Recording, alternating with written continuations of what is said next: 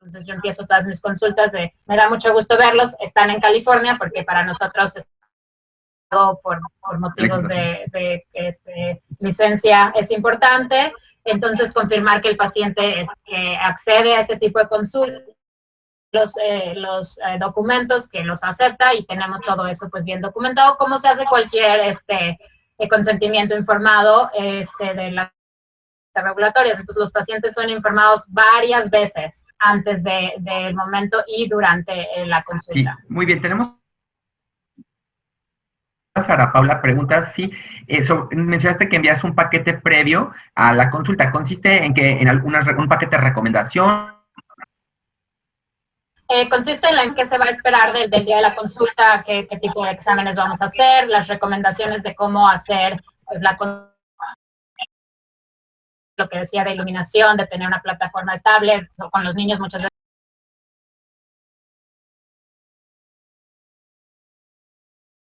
es un paciente que tiene que venir al drive-thru de su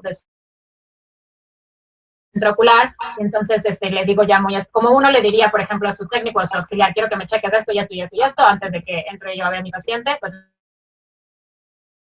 lo mismo prácticamente lo que se le está pidiendo a los padres o a los pacientes de ya llegar a su consulta con esta información ya lista. De acuerdo.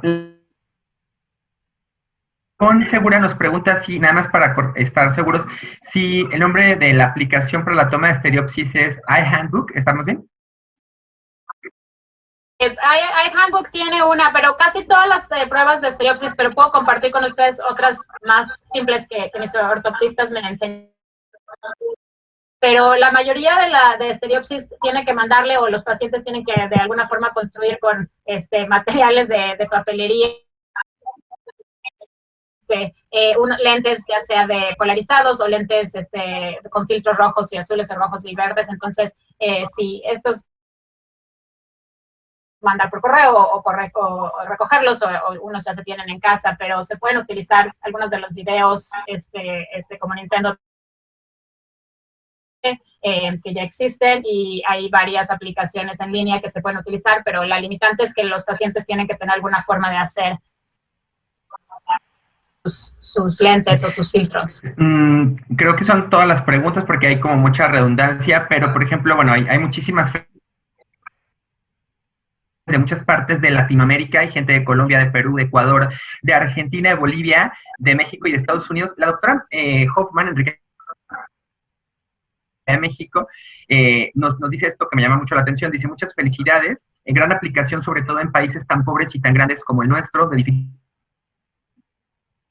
Y de esta manera podemos llegar a tener comunicación con nuestros colegas para muchos programas. Y así, pues, todos los comentarios de todas las no los puedo leer todos por obviedad de tiempo, pero no sé si haya ahorita en el foro alguna otra pregunta para la doctora antes de que terminemos. Preguntan por aquí que si es necesario hacerle firmar o aprobar algún consentimiento. Sí, ya habíamos dicho que sí, es que algunas preguntas son redundantes. Si alguien más tiene alguna pregunta, que nos la haga llegar. Esto yo lo tengo. Posterior a la consulta, Ale, a la asesoría, ¿tú envías alguna receta, indicaciones por escrito? Sí, lo bueno es que nuestra plataforma de expediente electrónico tiene esa función. Entonces, mando muchísimas instrucciones. De hecho, el resumen de lo que hago se lo escribo al paciente. Eso siempre, pero es muy fácil, porque como estoy documentando la visita ahí mismo y ya dejo mis instrucciones, ya sea de parchar, de medicar, de anteojos, de lo que sea que estoy haciendo, mando la información al paciente, y ocasionalmente cuando no tienen acceso a eso, pues se les puede obviamente mandar de alguna otra forma. No creo que haya problema, pero sí creo que es importante hacer como un resumen, porque lo que sí nosotros pedimos, por ejemplo, y eso algo que el paciente creo que es importante recalcar, que hacemos que el paciente haga de su consentimiento de no grabar cita, por motivos legales. Entonces, como no va a tener un récord de esa visita, nosotros tampoco la estamos grabando, creo que sí hay algunas plataformas que permiten grabar algunas cosas, pero creo que es importante entonces un resumen bien establecido tanto en el expediente médico de lo que se discutió, de muchos de los consentimientos informados que estamos haciendo para cirugía, los estamos haciendo que documentarlo y los pacientes pues recibir un resumen o la información que necesitan para continuar. Lo mismo que también establecer guías bueno, nos saltamos esta consulta, pero creo que la siguiente sí es muy importante. Podemos deferir el cuidado varios meses porque tuve la información suficiente y dejarlo muy en claro porque pues no sabemos cuánto va a durar esto, pero sí es importante no perder esa información tan importante de cuándo hay que dar seguimiento a estos pacientes. Sí, Ale, para la refracción, aparte de la aplicación, ¿tienes algún procedimiento específico o se difiere? Nosotros la estamos difiriendo. Estoy probando algunas aplicaciones. La mayoría de las aplicaciones no hace una refracción, en realidad lo que hace es preguntarle al paciente que con sus lentes ve bien y hacer agudeza visual y si ve bien, pues continuar con con lo que ya tienen en sus anteojos. Hay algunas aplicaciones que estamos probando, pero requieren dispositivos o como gadgets o algunas cosas que hay que mandar a su casa o comprar o pedir, entonces todavía no las hemos validado bien.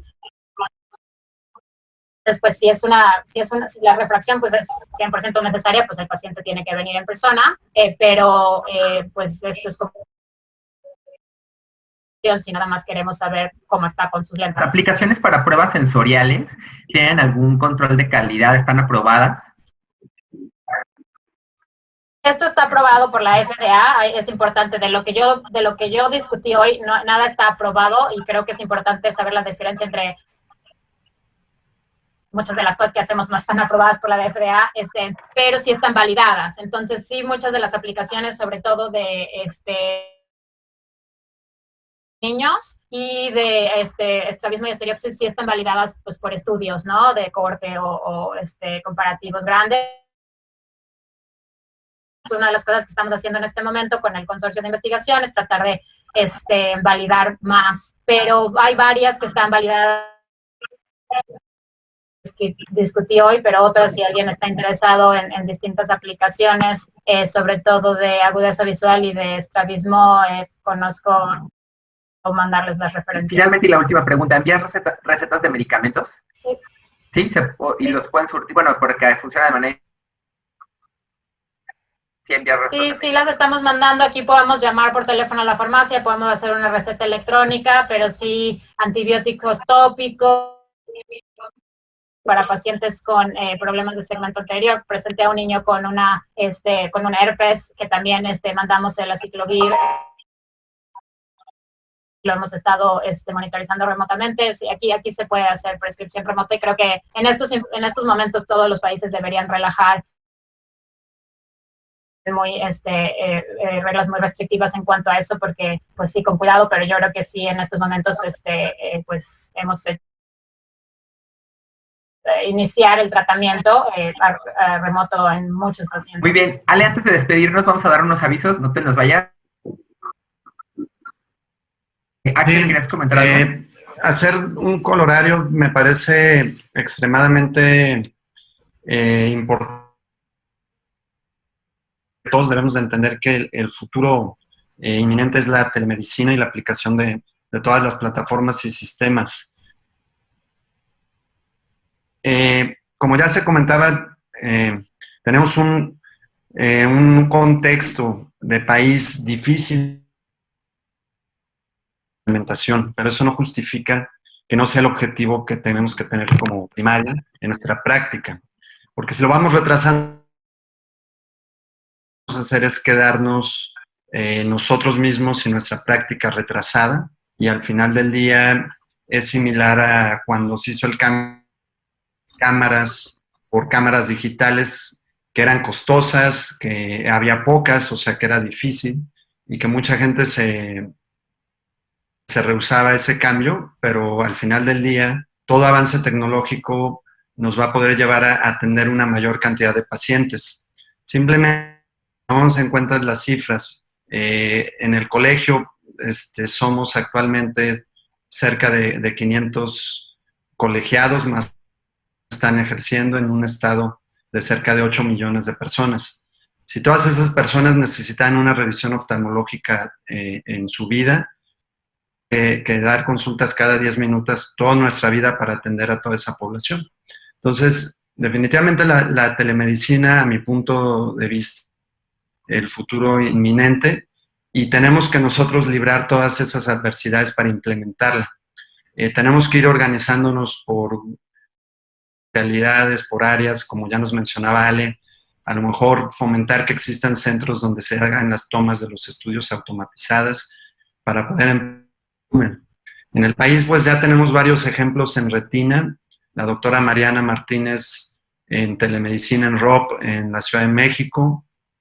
Hans Romo también con el proyecto que hizo de retinopatía diabética para categorizar mediante algoritmos la enfermedad, que fue bastante... se le dio un seguimiento precisamente por políticas, ¿no?